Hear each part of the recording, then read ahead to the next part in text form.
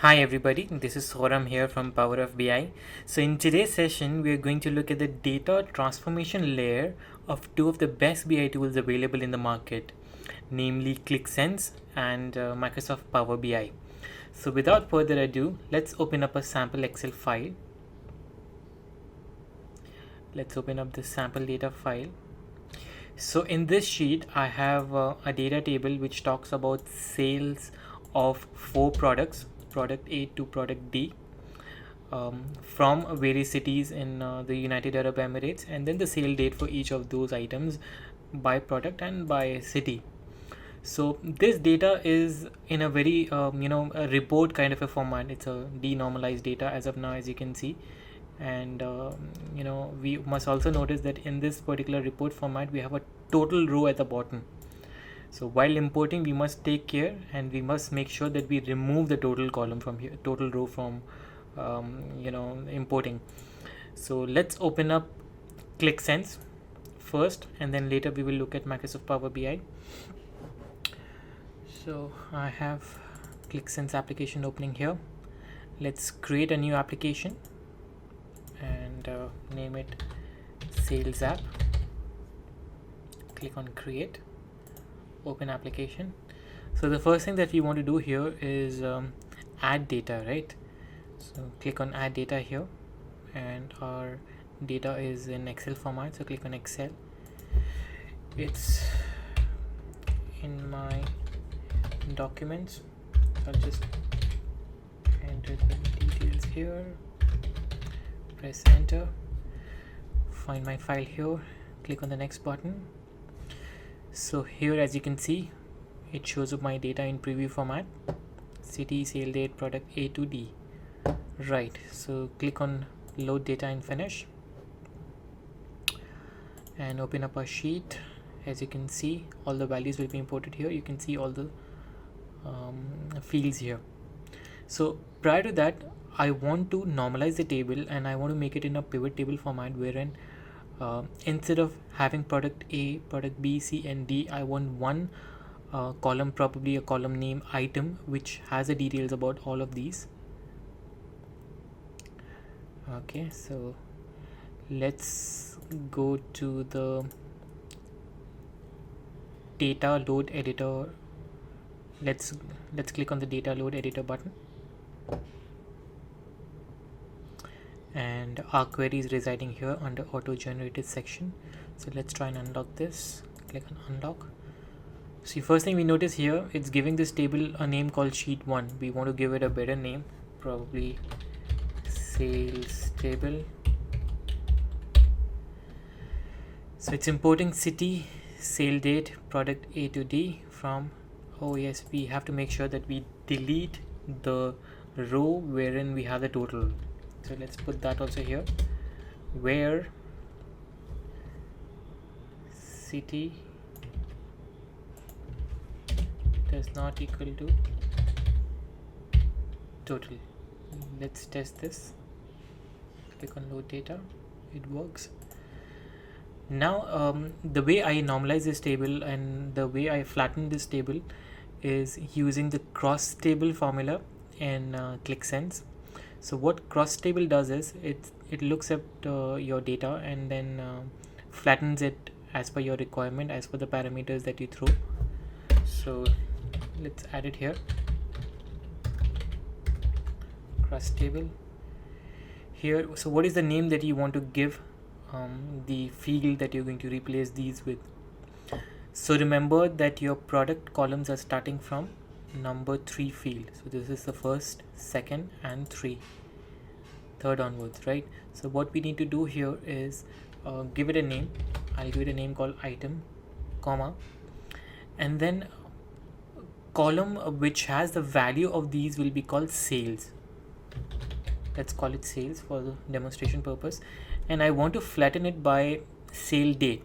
So sale date is on the second field, 1, 2. Let's put 2 here and then close the bracket. So this looks okay. So let's save this and click on load data. Seems to be okay. Let's close this, and now let's go back to our application, which is here. Open it up. click on application here and click on edit. As you can see here, I've got a field called item which is holding all of the products, product A to D. So in order to be sure, I can just pull it here and you can see all the 4 products right here. So let me use this as a filter, and then probably I can bring my city also here, use that too as a filter, and let's try and make a table right here wherein we will have city. Next to the city we will have item, then we will have sales date, and then let's add a measure called sum of sales. Sum of sales. Probably we can give it a name called total sales. And as you can see, this is not understanding it as number format, so let me click on number here, and I don't want any decimals, so looks pretty good. Right, so this is currently in edit format. I can probably give it a title like United Arab Emirates Sales Report. Great. Now let's finish editing by clicking on this done button here. So this is in normalized format, so this is in flat table format. If I click on product A and then the city and confirm my selection, you will see the report for that particular selection only. So I can remove my selection from here. So something similar if you want to create in Microsoft Power BI, how do we do it? Let's open up Power BI firstly.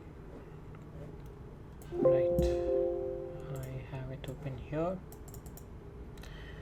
Now let's go to get data, Excel, and open up the sample report. So click on sheet 1, and before we load it, let's go to edit to do our transformations.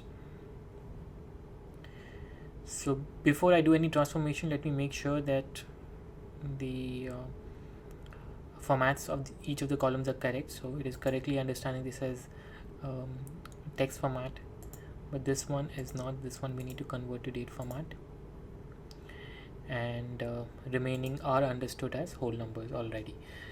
The way I flatten it or make it in pivot format is by selecting product A to product D, coming to transform, and then click on unpivot columns.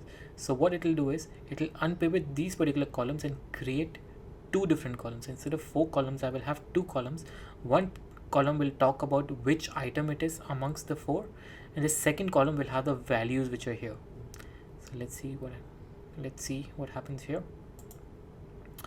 So as you can see, it correctly understood this as the column and then the value here. So let's rename this to item, and let's call this sales.